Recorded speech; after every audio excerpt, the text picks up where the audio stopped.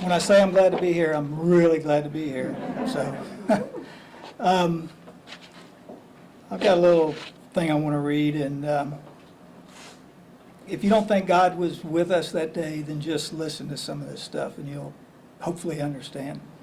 So, Dr. Patel and I had a meeting that Wednesday or Tuesday afternoon, but neither one of us knew that we were going to meet each other when we woke up that morning. So I'm cruising along back to Fort Pierce, about 12,000 feet, a few minutes before noon, descending to around 10,000, probably 60 miles offshore, and that's when God said, I've got a plan, and his plan was put into motion, and he kept his hands guiding everyone through the flight and successful landing. So I remember telling Russ and Darren that I didn't feel well.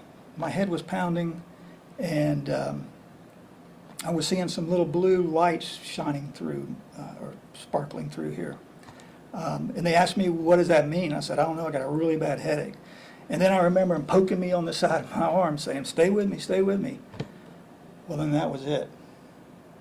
Can't really recall anything until my guys over here were pulling me out of the airplane. So just to know that God had a plan, I just made that same trip on Thursday going over, but I didn't have any passengers with me on the way back, so if this would have happened on the way back, the autopilot would have taken me way out to the Gulf of Mexico, and they'd have found me in the Gulf of Mexico somewhere after we ran out of fuel. So nothing I could have done about that. What would have happened if this event occurred on the way over to Marsh Harbor that morning? Chances of finding good quality care in the Bahamas are probably nil, and the time that it would have taken me to get life flighted out probably wouldn't have been a good outcome as well. Come on up, Dr. Patel.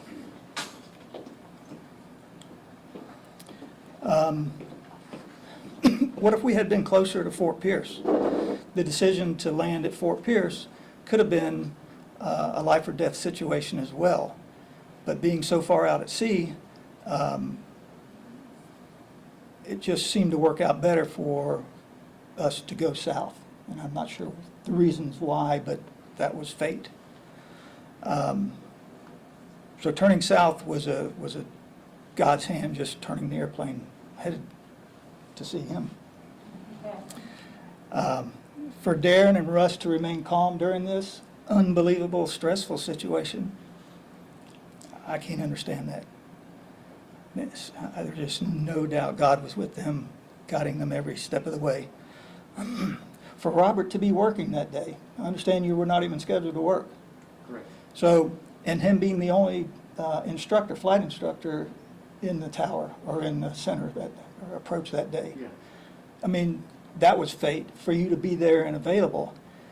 And also, I understand there was some portable radio that played a part in this because Darren didn't know how to change frequencies on the airplane. So you pulled out an old portable radio that allowed you to continue to talk to him. Yeah. So that was amazing. That was amazing. The decision to land at Palm Beach instead of Boca Raton proved advantageous from basically a distance to the hospital and a much safer runway to land in. Once we landed, I recall waking up a little bit, but I was still confused, and I was thinking someone was trying to pull me out of the plane or throw me out of the plane. I remember telling them I just needed to get back to the front seat. I now know it was these guys trying to get me out of the plane. I had a death grip on the door, I think. So I didn't want to get out of that plane. Once we landed, let's see. Once we landed and got in the ambulance, they arrived at St. Mary's. I remember speaking with several people, you, and through the mask and just the fogginess of it. I remember you telling me that, well, you didn't have a stroke, but it's much worse. So I think I said, well, can you give my wife the good news or something like that? So I appreciate you calling and letting us FaceTime for a minute. Let's see. I remember arriving at Palm Beach where Dr. Patel greeted me and explained that we were headed to surgery and that he was going to do everything he could to fix my problem. So apparently he did, because I'm here. And I really appreciate it. A lot of thank yous have to go out. I've had, obviously, all my close family, distant family, close friends, distant friends, people that I'm a flight instructor as well, so I've instructed people from all over the world. And it's funny to get, messages from people all over, from your former students and people that I don't even know. So I want to thank everyone for giving me those kind of prayers and wishes, because it definitely helped, for sure. Thanks to my wife for taking care of me this week. Dr. Patel, I don't know what to say. You're my hero. Darren and Russ, I don't know how you did it, buddy. You had to. I appreciate it. I appreciate it. Robert, I appreciate everything you did as well. Thank you. Good job. Thank you. Good job, very good job. EMS guys, you guys are great, getting me started on that journey. The ICU staff here is amazing. The only complaint is I'm trying to sleep and they're waking me up, asking me how I'm trying to sleep. So that's the only problem. Because you will get no rest in the hospital, I guarantee that. I just want to thank everybody, and I'm very happy to be here. So thank you very much.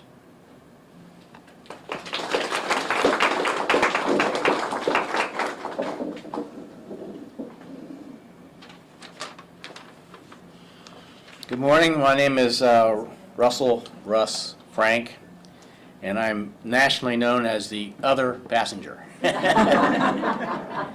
which I am very happy to be. Happy to be here today and happy to be anywhere, to be frank. I want to first and foremost thank God for also being a passenger on our flight from the Bahamas on May 10th. I'm reminded of my favorite psalm and verse 4, which, yea, though I walk through the valley of the shadow of death, I will fear no evil, for thou art with me. And that's pretty much, I've talked to Darren a couple times, and that's pretty much the calmness that we felt was from that experience. I also, of course, want to thank Darren Harrison, who I had met not even an hour before the problem. And Darren was cool, calm, control, along with Rob. Rob's life-saving instructions on the ground gave us, I think, a better than average chance of landing that plane. Ken and Donna, my wife Babs. Can I interrupt you one second? Could you guys not touch the podium and start that? Yeah, because it's making noise. Thank you. Sorry. Ken and Donna and my wife Babs have been very close friends for about 30 years. And that day, May 10th, I was really just along for the ride. What a ride. I'm not going to go into the moment-to-moment sequence of events that I recall, and I feel like Darren has really hit that pretty well. He's covered that in his interviews. He's the real hero, and I only hope that I was enough of a co-pilot to have helped him do what he needed to do. Thanks so much to Dr. Patel and his team for making it a good day for all. I remember telling him that Ken's 50-50 odds were probably way better than us landing that plane at Palm Beach. And I also remember telling Dr. Patel that it won't be a good day unless you fix him. And he did. Thank you.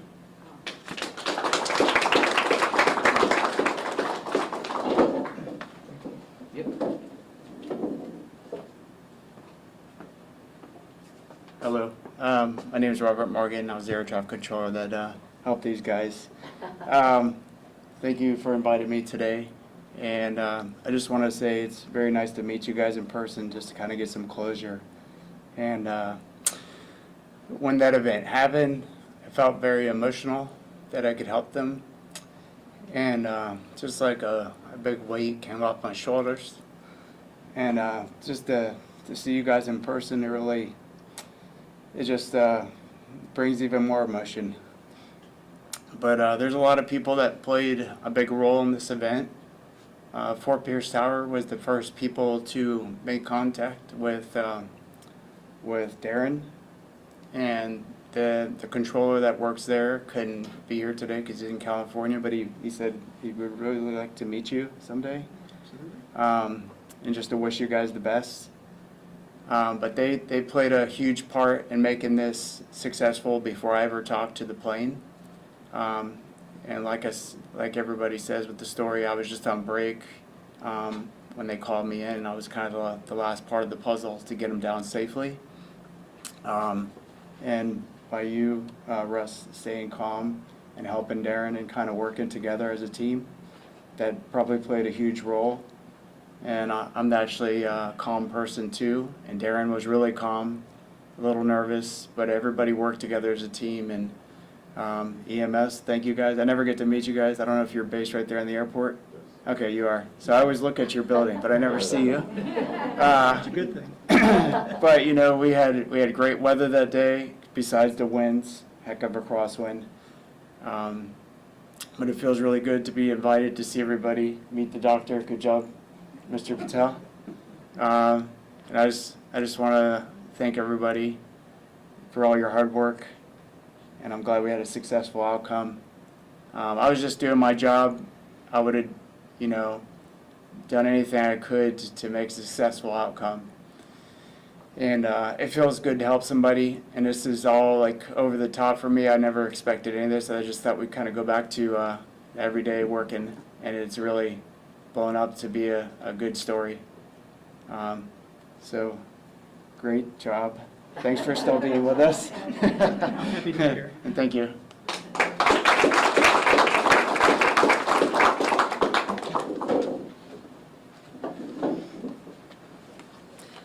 Hi everybody, my name is Kyle Jarakopoulos. I'm an emergency room doctor at St. Mary's and the first physician to see Mr. Allen.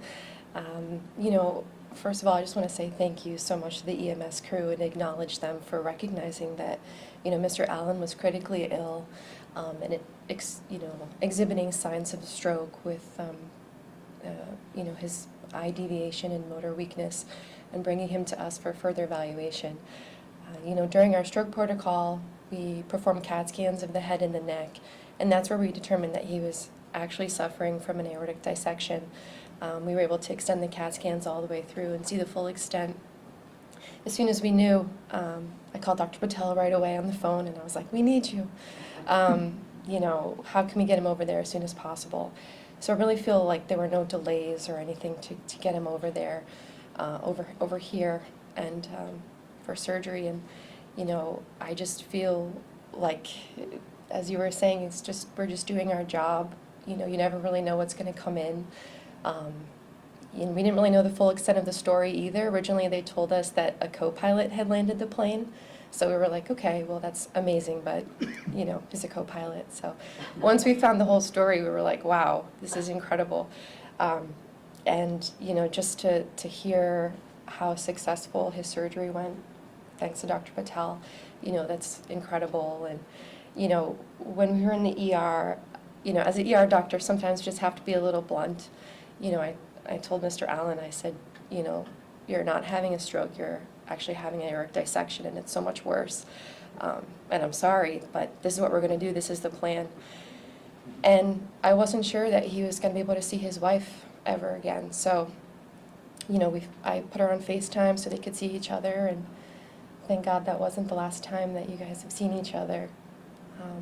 Again, I'm just so happy and thankful for our team of nurses and, CT techs and EMS and everyone who works together, because I feel like, we all played a critical part in, the success of Mr. Allen's case. And without them, I don't know that it would be as successful, so just so thankful.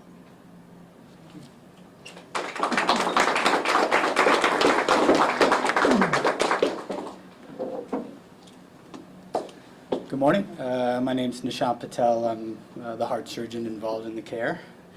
So, I discussed this a few days ago, but surgery really is a team sport, especially when you have very challenging, very long operations. These cases really require everybody to be at their A game. That's anesthesia, that's your OR staff, the assistants, the folks that run the heart-lung machine, which allows us to do these kinds of cases. And then, of course, the postoperative care. And that's just at this hospital. So what's remarkable about Ken's story is that it took teamwork everywhere. It took teamwork on the plane and in air traffic control. It took teamwork with our EMS team, teamwork at St. Mary's to get him packaged up and sent over to us. And so, it really is a testament to, the old days of surgery where you ask a heart surgeon, who the best 3 heart surgeons are in the world, and he or she won't be able to name the other 2. Those days are in the past. It really does require a complement of people in all phases of care to get somebody like Ken through what can be a very catastrophic condition. In terms of heroism and that kind of stuff, I agree with everybody up here. To me, doing our job that we're trained to do is really not heroic. I think the folks in the story that were met with unforeseen, circumstances that they were not prepared for and were forced to act in a way that they were not trained to do, that's really heroic. To land a plane, with the assistance of, folks in the tower, to get to the plane as fast as possible and safely remove a passenger, you have no idea what's going on with him, to get him out of that plane safely, get him over to St. Mary's, and where the ER docs are faced with a myriad of different possible diagnoses, and for them to make the most critical diagnosis of any heart condition, astutely, quickly, call me right away, get the patient over here. We ran the numbers through our documents, and Ken was in the OR from the time that you landed to the OR in under 3 hours. I can't go to an urgent center and get an EKG and a chest x-ray in 3 hours. So really quite remarkable that the stars somewhat aligned and everybody was on their A game, and we were able to get Ken over here to have his surgery. His surgery was a long one. It was I think just around 9 hours.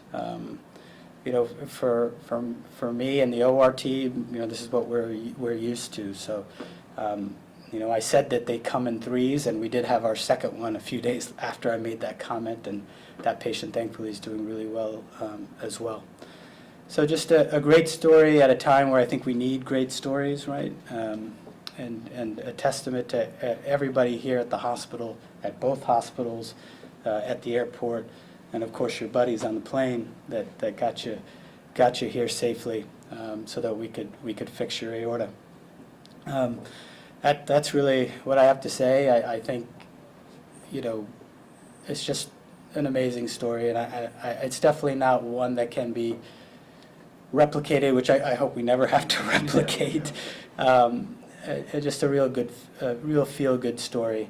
And I made this comment earlier as well, but sometimes in medicine we feel like bad things are happening to good people, and when bad things do happen to good people, we always make that comment, oh, he or she was such a wonderful person, it's such a shame. And this time a good guy got what he deserves, right? He got a great operation, he got great care by our ICU staff, he had great friends and colleagues to land the plane, and the good guy won. So,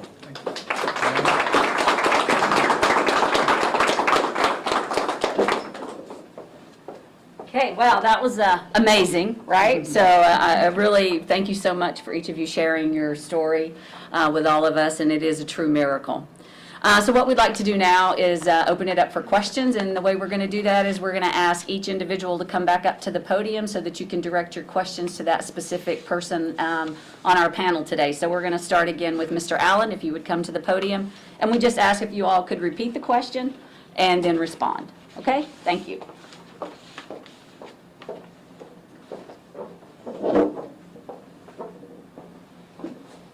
Mr. Allen, did you fly professionally, and how were you hired to fly this plane between the Bahamas and Fort Pierce? Did you ask if I fly professionally? Correct. Yes. How long have you been flying professionally? Since 2016, but I've been a pilot since 1988. But I got all my commercial license and instructor certificates back in 16 up through the last couple years. So I teach seaplane instruction at a world famous school up in Winter Haven, Jack Brown Seaplane Base. I do some skydive flying at my local airport, and then I do contract flying for people that just need a pilot. I've done ferry flights, for example, taking airplanes from Miami, let's say, to Guyana, South America. I've done that from Fort Pierce to the Cayman Islands. I'm supposed to be on a trip in a couple of days, taking a plane to Qatar, so that's not going to happen. So, darn. I was looking forward to that trip. So I just kind of keep my hand in flying and do what I can when I can. The plane that we were flying is a friend of mine who bought this plane who's not qualified for it. So he just hired me to fly it. Take him and his family to the Bahamas, which is what I did Thursday morning. Mr. Allen, how soon until you're back up in the air flying? Not soon enough for me, but one thing about the FAA, you never actually lose your license. You lose your medical, and if you don't have a current medical, then you're not able to exercise the privileges of flying. So I've got a process to go through. First of all, I got to get healed up, and then go through some processes to try to regain my medical. So I'm hoping that's going to be obtainable, but it's the FAA. I don't know. What was the first thing you said to Darren when you talked to him? The first thing I said to Darren when I talked to him, I'm sorry for putting you, your life at danger. And I told Russ the same thing. Because I've got some guilt for that. What was the first thing that you said to Mr. Morgan? Well, I just met him today, so I said thank you. I'm going to talk to him some more when we get through here, and I want to go visit the tower and some other stuff. So, I mean, I just meeting people for the first time. How does it feel to truly be part of the happiest story of the year? It's kind of surreal because, you know, you see stories on the TV and it makes you feel good, and you don't think you're going to be the one in the middle of it. So I'm happy to be here, and I'm happy to tell my story, and I think it's a good story. But I'm just the small part. Russ, and Darren, and Robert is the real story. I mean, if I'd have just done my job and stayed conscious and landed in Fort Pierce, everything would have been cool. Mr. Allen, how was it again that Darren, Mr. Harrison, came to be on your plane coming back? We understand that you're longtime friends with Mr. Frank, and he was along for the ride. Did Mr. Harrison charter your plane coming back from the Bahamas? Is that No, there was no charter. It's he's friends of the owner of the airplane who has takes his boat over to the Bahamas and does fishing tournaments. So last Thursday, I took the owner, his wife, his daughter, his dog, a couple of friends, including Darren, took him to Marsh Harbor and just dropped him off. Came back, flew by myself all the way back, And then I asked Russ, hey, I'm going to the Bahamas again to pick up a guy, take another guy over there and pick him up. You want to ride with me? Yeah. So, probably wouldn't answer that same question today. So it was just going back over to take another friend of Philip's to go fishing with him and then pick up Darren because he had some business to attend to. And tomorrow I was supposed to take Darren to the Bahamas to Nassau for him and his wife's sort of honeymoon. So he's got to find another ride. What is the first thing that you really remember? Because you said you didn't remember, but when you came to, what was the first? The first thing I remember is thinking somebody was going to throw me out of the plane. And it was these guys pulling me out of the plane after we had landed. I didn't know we had landed. I didn't know anything. And all I remember is hanging onto the door strut and somebody saying, we've landed, we just got to get you out of the plane, let go, let go. And it was these guys pulling me out. So that's the first thing I remember. And then I remember a lot from then on. Remember the ambulance ride to the hospital? Remember her charming face right in my face telling me that it's not as good as it's supposed to be? The ambulance ride down here, and then meeting Dr. Patel. So, What type of things did you tell your wife when you had the ability to FaceTime at St. Mary's? What were you talking about? well, I honestly don't recall that. Stoner, do you remember, other than just, you asked me if I looked tired or I felt tired, and I said, yeah, I feel kind of tired. And obviously I loved her, and I'd see her soon. You didn't think you were saying your goodbyes at that point, it sounds like. Well, I knew what an aneurysm was, but I didn't, I mean, I've already survived, apparently, the worst part of it, in my mind, right or wrong. So, no, I didn't think that would be the last time. When did you realize that this was truly a miracle on every aspect of it?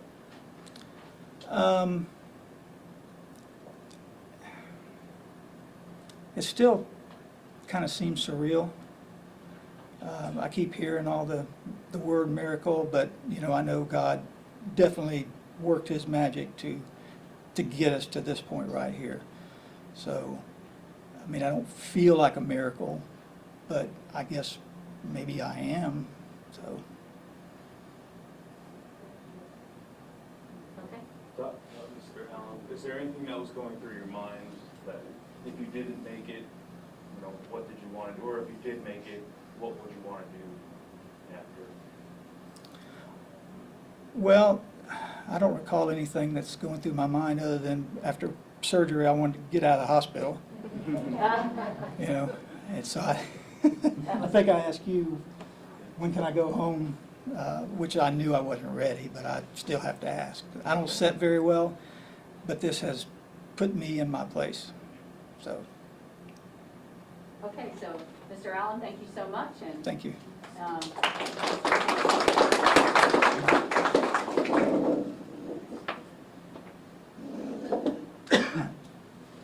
Okay? Questions? What exactly, I know you said you didn't want to go step by step, and we're all very curious because we have not heard from you before. Were you still back in your passenger seat? Were you trying to give Darren help? What exactly were you doing? No. The question is, was I back in the passenger seat? No, I fly as Ken's co-pilot. I don't know anything about flying, but that's where I like to sit. So I like to know what's going on, and it's interesting, very interesting. So I remained in that seat the entire time, in the co-pilot seat. And were you also communicating with Robert and the other aircraft? I could hear him. We had an issue with the headphones. Ken had pulled the wires out when he slumped one way or the other, and evidently Darren had asked me for my headset. Well, when you have a headset on, it's noise canceling, so I wouldn't have heard him. And I didn't know he did that. Evidently, he came up with another set and got those on, and we fixed him up, and he showed me the plug, and I found where the receptacle was, and I plugged it in. And he had the mic up on top of his head, and I moved it down to his mouth. I showed him where the push-to-talk button was, and then it was his show. I mean, he had such a calm, collected, and there are a lot of things going through your head at the time. And I'm thinking, well, maybe this young guy has some gaming experience or a flight simulator, you know. But I had to make a hard decision because I've flown with Ken a lot in his Piper Cherokee, which is totally different. But I had to make a hard decision that Darren was going to be our best chance, and I'm glad I made that decision. 2 questions, sir. How old are you and where are you from? I'm 69 and I live about 10 minutes from my buddy, Lake Wales. And another question for you. Obviously, you knew Mr. Allen and you're focused on survival, but did you ever have any thoughts about what was going to happen to your friend? Can you walk us through that, or were you? Yes, focused on Darren was so quick to get up there and figured that he had to get Ken out of the pilot seat. He's a big guy, and he didn't have, as far as I could tell, much problem getting Ken to the back. Ken was, he was still moving, and he was breathing, and I knew he was still alive, and when he laid down, his feet were by my hand, and I just kept tapping his feet. I don't know why. I just wanted to make sure he was still with us. So, did I answer your question? Yes. Okay. When was the moment that you realized what had really happened? When you had all of this landed, what were your feelings? It changed as we got closer to landing. A lot of apprehension at first, and you're actually thinking, you know, what are my odds here? And you're thinking, not too good. But as we flew, and I just learned this from Darren's interviews, that he was actually practicing on the way in. He was getting the feel for the plane. Crazy. And as we got closer, we could see the coast. We were headed south, and then we headed west and towards the coast. And I could see the Boca Airport, which was small. When I was talking to Rob this morning, he asked me if I saw that airport, and I did. And then Rob, I think, asked us to go to take a slow turn to the north because he wanted us at Palm Beach. So my anxiety level starts to go down as I get confidence in Darren flying the plane, and I see how big the runway was. At that point, I thought, boy, we got a decent chance. So we were too high when we passed over the airport. It was out my right window, and I could see the runway. We did a loop. As we're looping, we're descending, and because we were too high, and we went out west and then came back towards the east. And it seems absurd to say this, but it felt like a normal landing. I mean, really, it was. And I thought it was pretty good video I saw. so we came in fast, and that was because we had an issue with the flaps. We couldn't get them to work, or we didn't know what we were doing. So, like I said, my anxiety level was, and I remember putting my hand on Darren's shoulder and kind of, I don't know whether I said, we got this, or you got this, or we're going to be okay. And we were. And we did come in fast, but that's a sturdy plane, so we didn't have an issue with it. And he's hitting the brakes pretty hard, so. So there wasn't really a lot of dialogue with Darren, because Darren was talking to Robert. It's all in my head, too. I didn't talk. Darren did all the talking to Rob. You didn't talk to Darren at all? Yeah, I could talk to Darren. Yeah. So the communication was between me and Darren and Rob. Right. What were you saying to Darren mostly? We got this, what other kind of things Darren I said some of those things. I remember telling him, and I probably didn't have to tell him, that everything you do needs to be done gradual.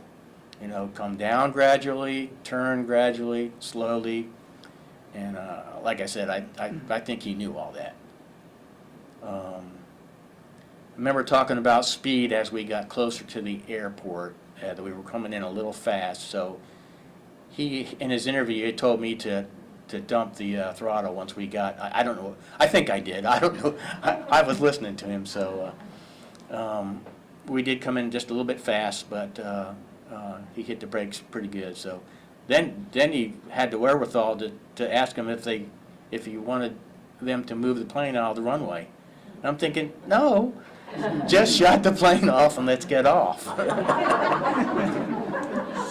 was the first thing that you guys talked about or that you said to him? I got to talk to him before the operation. And like he said he was sorry. I said, don't go there. I said, we got this far, now all you have to do is get better. And that's what I told him.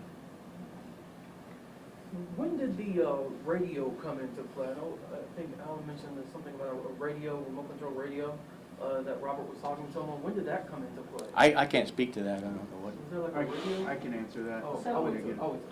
Any other questions for Mr. Frank? I have one more question. What is your relationship with flying going to be like? Are you going to get back on these small planes? Do you want to become a hobby pilot? I mean, what is The this? question is, when will I fly again? Stana flew down here from Lake Wales and said, this guy will take you back to Lake Wales if you want to fly back with him. I said, not today, Stana. Not today. Yeah, I'll fly commercially. I don't know whether it will bring back anxiety or not. That time will tell. Thank you, Mr. Frank. Mhm. Appreciate your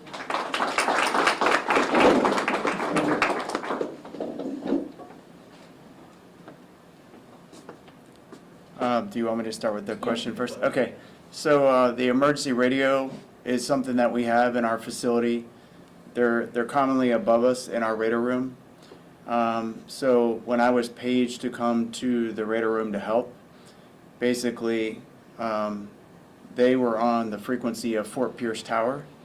So it's kind of like just a push-to-talk radio. So they were already on that frequency. And when Fort Pierce Tower lost radio communications with Darren, we were able to reach them on that same frequency as they flew closer to Boca Raton. So my supervisor was able to make contact with Darren, and then when I was paged in the room, that radio was already ready to go. But it's something that we usually keep off, and we turn it on only in emergency. And the only reason we had to use that is because they didn't know how to change the radio frequency to the frequencies we would normally use. At some point, Robert, you were talking to Darren about, do you have a cell phone? Do you have a cell phone? And numbers were being relayed. What was going on then? So a lot of my audio is a reference of talking about cell phones and here's a number and all that kind of stuff. None of my audio, to the best of my knowledge, has been released to the media because it's not there unless somebody somehow recorded it because it was done on this emergency radio. That audio that you're hearing is from Chip Flores from the Fort Pierce Tower. So he was the one that initially made contact, or that Darren reached out to, hey, you guys hear me? I got a problem. That was Chip Flores. And they tried to, since he couldn't change the radio frequencies and all that stuff, they said, well, all right, somebody had the ready to, let's give them a phone number that can call us on their cell phone. Well, I talked to Chip, and he says that as they were giving out that cell phone, that they were losing radio coverage, so that they never heard them. Either Fort Pierce Tower couldn't hear them, or you guys couldn't hear Fort Pierce Tower. So that's when my facility kind of just said, we got to go to this frequency, we see them on radar, and then they page me into the room. But all that talking that you're hearing with ATC for the most part is from Fort Pierce Tower. Just a desperate attempt to somehow stay in contact with him. Yeah, because they had no idea where the plane was. They just knew that somebody was calling them and trying to figure out the whole situation. Because Fort Pierce Tower just looks at like a 5-mile radius, and my facility, Palm Beach Approach Control Tower, we look at like a 90 miles north and south, and about 60-mile radius within the Palm Beach County area. Mrs. Morgan, did you ever train someone to land a plane from not in the plane? No, so I've never trained someone to land a plane, never being inside a plane. So the closest I would have to that would just always be in the plane. I'm a flight instructor also, only for a couple of years and very limited because I do it part-time. So I've taken up my kids and kind of walked them through just basic lessons, and I've taken up students who maybe aren't private pilots yet, they're just student pilots and they're still learning how to land, and I can talk them down. So just that little bit of training and practicing becoming an instructor, you kind of have to kind of learn how to, basically, you know how to land a plane, but now you have to teach somebody how to do it. So just by going through that with students and just practicing becoming an instructor, that kind of helped me, help Darren and Russ land the plane. When the plane landed at PBIA, what was your first reaction? So when the plane landed at PBIA, so I could never see the plane, out the window because our radar room is just all dark, no windows, nothing. We do have people in the tower that were watching the whole thing, but they couldn't get on the same frequency to assist. So I lost the plane around 300 feet on our radar, but your heart kind of sinks because I don't know if they're still there. I don't know if they crashed. So I reach out to Darren. I say, hey, are you still there? He's like, I'm still here. I said, okay. And I just reminded him, what the runway's going to look like as he gets closer and what to do with the power and start to pull back.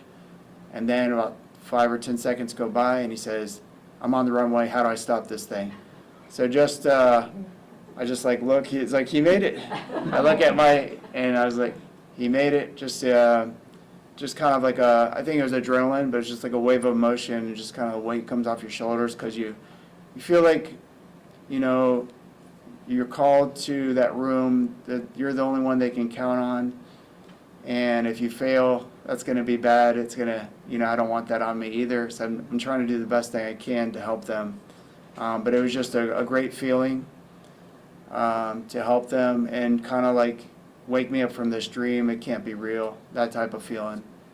And everybody's just yelling in the room, you're the hero, he did it, and they're just coming by and shaking you. But it was just a lot of emotion. I didn't cry, but before, you kind of get tears to your eyes. But it feels really good. And still can't believe that we pulled it off, and you didn't crash, you didn't even damage the plane as far as I could tell. And a couple days later, I went up to the plane to make friends with it. I hugged it and took some pictures with it. First time seeing Mr. Allen today? Today's the first time, other than the picture that I think the media released. When you first started talking to Darren, did you operate on the presumption that he knew how to operate the flight controls and where the instruments were, like the airspeed was on the left side, altimeter on the right side? So when I first started talking to Darren, I was just briefed that he was a passenger. There was 2 passengers flying the plane, and the pilot was unconscious. So I had no idea of what his experience or background was with flying. So I just treated it like he's a passenger. But I knew up to this point, all right, well, I don't know what happened previously. I was just paging the room, but he has control of the aircraft. So I knew he could do straight and level, and I was told, hey, he's descending from 5,000 to 3,000, and he was actually descending. So now my biggest worry is airplanes are normally stable in their pitch, but not so much in their turning. So I was just all right, I don't want to give him any sharp turns, or just turn real shallow. And as he started taking my instructions, and he was able to listen to me and fly the plane, I got more confident. And I started to think to myself, hey, we can really pull this off. So I knew I had a bad feeling if I was going to bring him to Boca Raton, just because of it's a very congested area and a smaller runway. I just had a better feeling, hey, we're going to change the plan, we're going to bring you north to Palm Beach. So as it went along, and I talked to them about 20 minutes, is what my segment was with them, I had more confidence that we could actually do it as long as I aligned them up with the runway. That's over almost 2 miles long, the runway is. So he was able to read the altimeter, for example? He told me that he could only read his altimeter, and then eventually I came back to him and I said, you don't have airspeed? He said no, and then I heard the passenger in the background, which is Russ, and back and forth with them a little bit, and they said, yes, I guess we do have airspeed. So I said, well, don't worry about it. I can see your altitude, I can see your airspeed, which is ground speeds. It's a little bit different. And then I can see your track of your aircraft. I can't tell exactly what way they're heading, but I can see the track, which means I could tell if they're turning or not. So I could see his general direction that he was moving. And just to be clear, the whole time you're communicating with them, this was through that emergency radio? Yeah, it's correct? called a PET 2000. It's like an orange radio, and you have to manually push the frequencies in. Whereas our normal radios, our frequencies are already right there. They're selected, and I had to have my headset on. And I have a push to talk, or we can use our foot to operate on the frequency when we want to talk. So the whole time I'm using this push to talk radio, which is an emergency radio, and then the speaker is way above my head. And there's a lot of noise that comes in from other facilities calling us, because we work with adjacent facilities like Miami Approach Control, Miami Center. So I'm hearing a lot of this noise. I'm just trying to block it out. I'm just kind of zoned in. And there's my supervisors were, on my shoulder, just, what do you need? Just let us know. And, I'm just kind of like really focused. But everything was coming out above me, probably like a good 4 feet above me, but enough to where I could keep, good communication with Darren. I just kept talking to him the whole time, because I feel like that at least keep him calm, like letting him know that, hey, someone's here for you. Just always keep talking to him, just making sure everything's okay. When did this sink in for you? What had really happened? Probably, well, it sunk in really quick when they got me in the room and told me the situation like we had spoke with before. So just like, well, kind of like, why was I selected for this? Just in my brain, like, oh no. But I guess I got to step up to the plate and make it happen. But when it was over, I was like, I had texted my wife. I went for a walk out in the parking lot, and I just said, that's probably when it sank in, when I texted her, and I just said, hey, I think I just pulled off the impossible. She texts back, what do you mean? I said, well, I think I just saved someone's life. And I didn't know, well, I guess I knew there was 3 people on the plane, but I said, I just saved some people's lives. And then ever since then, it kind of sunk in. And I never thought like it'd be such a big thing, and it just really kind of exploded. Became like a big story. Any other questions for Mr. Morgan? Okay, Thank you. Mr. Morgan.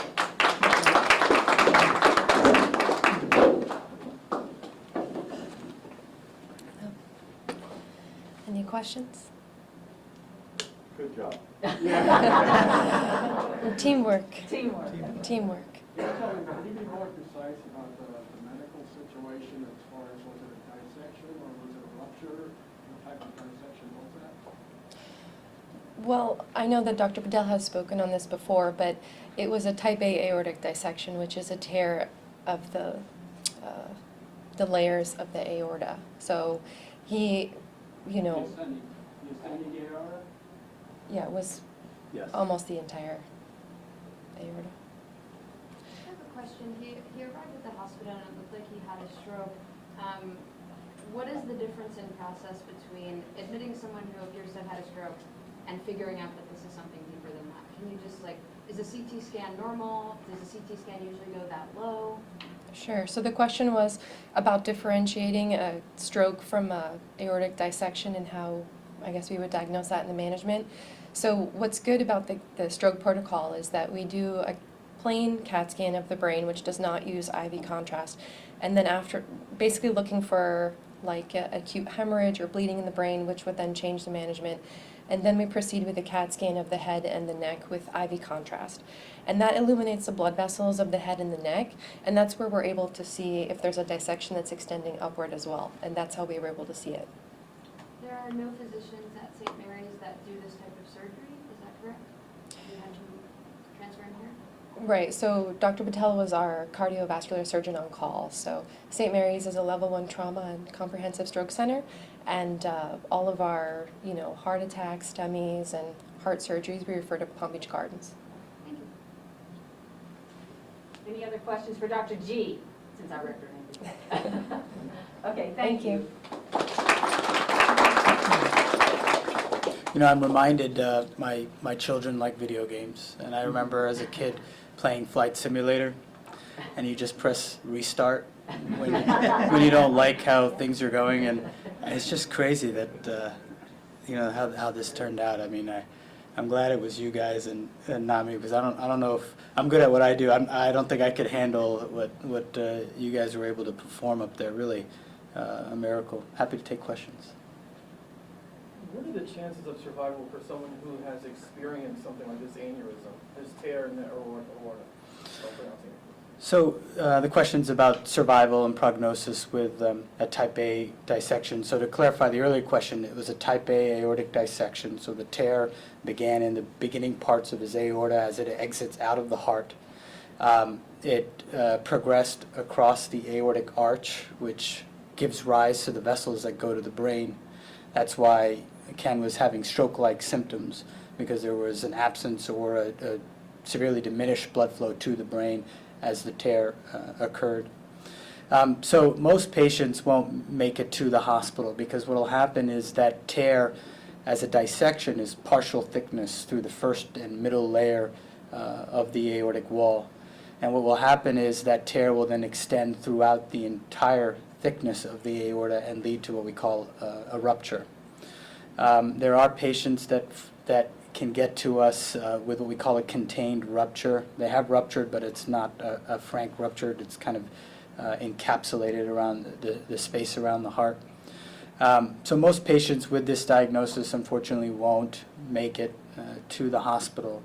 And every hour that you have a type A dissection, there's a 1 to 3% increased risk of passing away. And the overwhelming majority of patients will pass away without any surgical treatment, prompt surgical treatment. The prognosis with surgery has really improved quite dramatically, and this is all thanks to my predecessors, the folks that trained me and the folks that trained them, to develop techniques and a plan of action to tackle these very difficult, complex conditions and minimize the risk. But of course the risk is still high. If anybody comes in for routine bypass surgery, which we call bread and butter or conventional heart surgery, the average mortality rate or passing away within 30 days is around 1.5% to 2%. So it's an incredibly safe procedure for routine bypass. These operations, historically, the mortality rate with surgery, would be in excess of 50%. And depending on what the patient came in with, it could be a lot worse. But we've gotten that number down, which we can verify with international registries, anywhere around 15 to 30%. So it's still at least a tenfold, increased risk compared to conventional surgery. And then, of course, a lot of it depends on what the patient comes in with. So advanced age, if there's a rupture, if they come in with what we call malperfusion, so the tear, because all of the blood flow isn't going in the normal lumen of the aorta and some of it is going through the tear, some of the vessels that are supplying your other organs, your brain, your kidneys, your liver, can have either an absence of blood flow or severely diminished blood flow, and malperfusion really portends a much higher risk for the case. Long term, I told Ken, the part that we fixed, the life-threatening part, that should be a cure for him.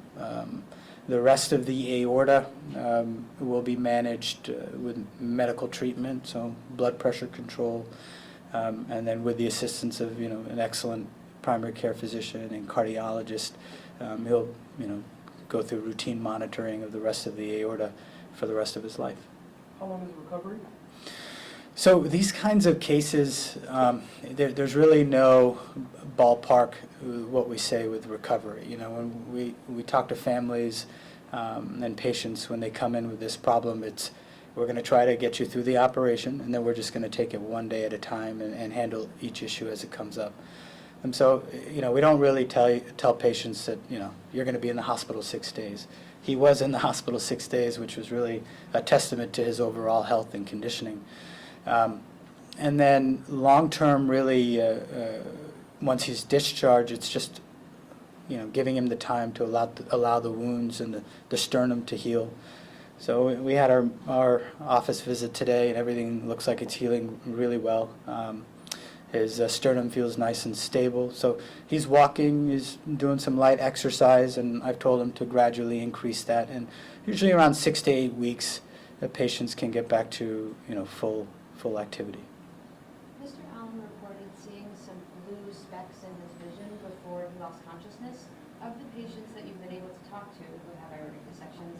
you ever heard something like that before, and why might something like that happen? That sounds like, that's typical of malperfusion to the brain, right? So as the tear extends across the aortic arch, which is giving rise to the vessels that go up to the arms and to the brain, if there's any compromise in blood flow, patients will exhibit stroke-like symptoms, which prompted our great EMS team here to get the patient to St. Mary's.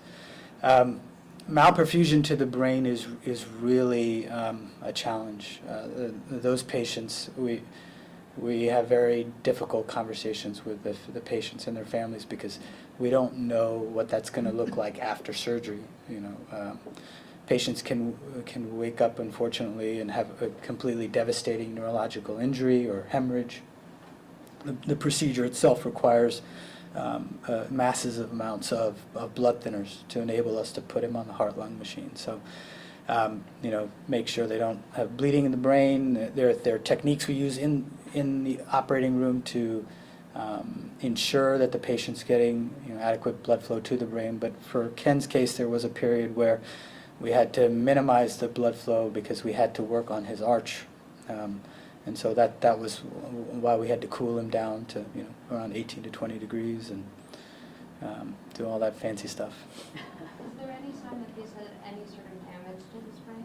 Sorry for that. No, I mean, he's pretty sharp. He's pretty sharp. Don't ask my kids. Yeah, that's right. Yeah. Dr. Patel, thank you for your challenge. My last question really is back, if you don't mind. How do you feel? We've collected to ask you how you feel. I feel pretty good, actually. I get tired later on in the day, depending on what I'm doing, but every day, just feeling better. You know, sleeping. You can't say too much about that because if you don't get any sleep, you feel like crap. So finally, my chest is such where I can turn without really hurting, really hurting. So getting some good quality sleep has made all the difference in the world in the last 4 or 5 days. So I feel like I'm on the mend. When do you think you'll be able to go back home? I went home well, I got discharged Monday. I went to my sister Tisa's house, who lives right down the street, so I spent the night there. And then we left and went home last Tuesday. Came back yesterday. So probably go back home either later today or tomorrow.